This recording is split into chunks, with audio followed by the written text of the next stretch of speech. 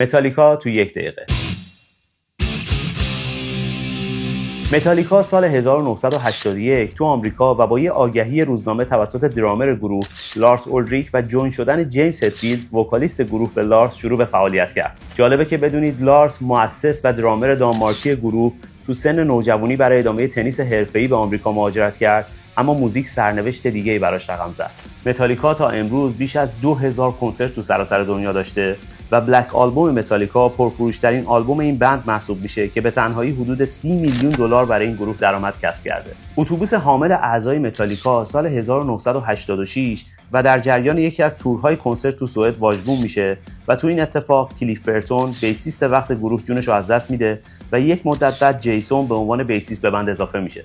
جالبه بدونید متالیکا یه برند ویسکی هم داره. این ویسکی با نام تجاری بلک اند از 2018 تو بازار عرضه شده. معروف‌ترین ترک متالیکا یعنی Nothing Else Matters تو بدترین شرایط روحی جیمز هتفیلد و در حال تلفن با دوست دخترش نوشته شد. جیمز هتفیلد به خاطر مدل نسبتاً ملایم این آهنگ تو مقایسه با بقیه ترک‌های گروه تو بخش این ترک مردد بود. ولی به توصیه لارس این ترک عرضه شد و تبدیل به پرشنونده ترین ترک متالیکا شد. متالیکا جز 3 گروه برتر موزیک هوی متال دنیا برای همیشه تو ذهن‌ها باقی خواهد موند.